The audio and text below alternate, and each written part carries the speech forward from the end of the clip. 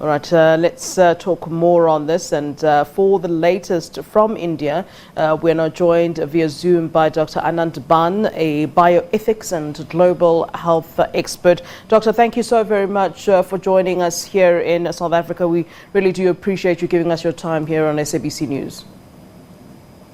Thank you for having me.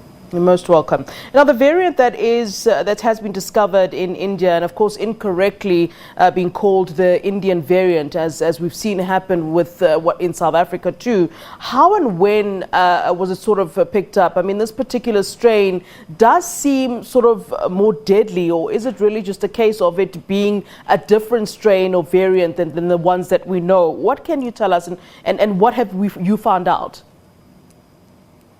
Sure. So what we know so far is when you do genomic surveillance with viruses, you do pick up variations and mutations. It's part of the natural evolution of viruses. And we've seen this happen all across the world. And in India as well, we've been trying to track, variations in the virus. And this is a variation that they've picked up relatively recently. But what is the cause for concern is that it seems to be more infectious and perhaps also infecting age groups, which was not the case with the waves last year.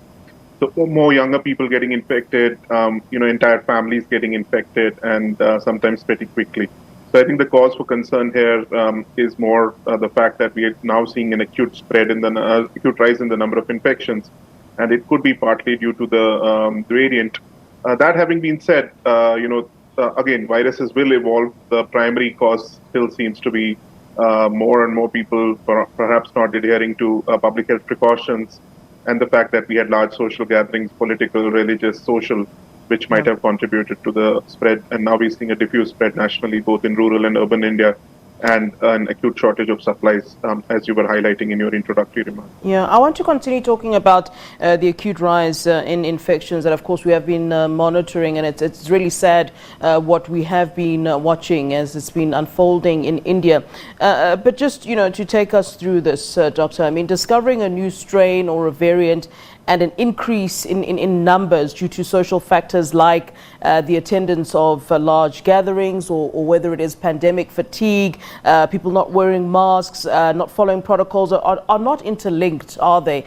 Just from what you said just now, what I mean is, you can have a situation where coronavirus numbers are on the rise, do increase, but no new strain is discovered during that time, or does that increase the likelihood? Can you just explain that for us?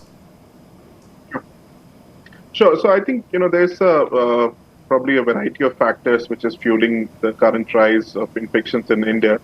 The primary reason probably is the fact that there were all of these gatherings and pandemic fatigue, which led to the infection spreading nationally. Now, obviously, if you have variants also in the mix, which could be more infectious, which means that with less exposure to the virus and also a quicker spread, you might have entire communities or large sections of communities getting infected relatively faster, then that will certainly aid in the spread. But at the end of the day, this virus primarily spreads anywhere in the world due to the factors that we know, and which is a lack of adherence to public health protocols. And unfortunately, as we have seen, that has certainly been a major factor in India. Yeah, and let's just continue to talk about how healthcare facilities in the country are really sort of coping or not coping with the surge. I mean, I saw a report, if I'm correct, from the BBC, which really painted quite a scary picture, where nurses and hospital staff were kind of running around and then having to decide themselves and sort of play God as to who will live and who won't, because of, as you mentioned, the acute shortage of essentials. I mean, let's talk to that, and also importantly at this stage what government is saying, because I also read another report that said that government didn't necessarily want the entire truth to be exposed of what's really happening in India, and that there's a lot of underreporting of cases, in fact. Yeah, so underreporting of cases as well as mortality, deaths due to COVID-19 has been a reality. What we don't really know is by what extent is that underreporting happening. As you were saying earlier, the estimates are anywhere from two times to 3 times, 5 times, 10 times, perhaps even higher. It's clearly the case that looking at the burden of cases which is coming through, records over the last few days, and also the number of deaths, as well as the reports from crematoria, graveyards, etc., that we are facing certainly a major crisis.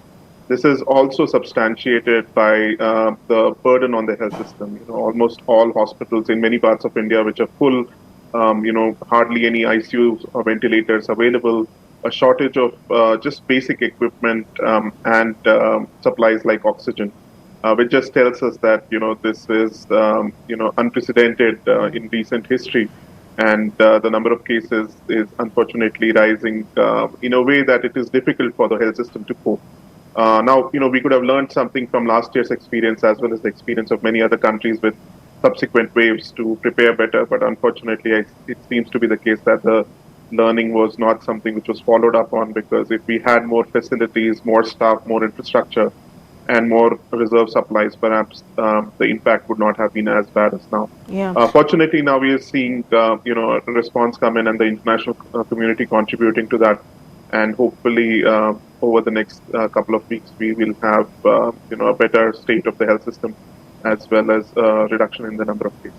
And then in terms of the vaccine drive, I mean, how is that going? I mean, earlier before this news came through, just things were quite positive, it seemed, in India when it comes to the vaccine drive and people, and in fact, getting the jabs. In fact, here in South Africa, we indeed got some vaccines from India. So one would have thought that there was a surplus, or there was more than needed in India, given the fact that we were able to even receive some of those vaccines. Talk to us about the vaccination drives, and of course I would assume that now the medical staff, the focus is now shifted on the people who are gravely ill, as opposed to pushing the vaccines. I wonder how that's affected the vaccine drive, given that there is this crisis now in India. Okay, so just as a reminder to the audience that India started its vaccination program somewhere in early January. The first sort of high priority group was health workers and frontline workers. Then it was those above 60 and those with comorbidity above 45 years of age. In May now, this month, they've opened up vaccination also to those between 18 to 45.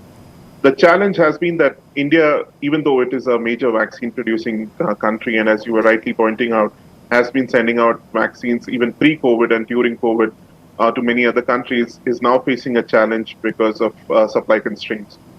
Given the size of our population, even with one of the largest COVID-19 vaccination programs in the world, the challenge is going to be coverage, and how do we get enough vaccinated individuals in the shortest amount of time. And that is where there has been a bit of a struggle over the last few weeks, because there have been shortages of vaccines reported from many states as more and more people get eligible for the jab. And I think there is also an increasing demand for the vaccine because communities have seen the impact and havoc which COVID-19 can cause, and that is leading to a lot of people wanting to get vaccinated. Yeah. Unfortunately, there is a shortage of vaccines and an inability to be able to cater to that kind of an increased demand. Planning is happening to try to enhance production, etc., and to see if we can get vaccines from other sources. But vaccine production is a specialized process. It will take some time. But hopefully, the situation will ease off in the next few weeks, because the vaccination program per se is one of our main responses to the pandemic.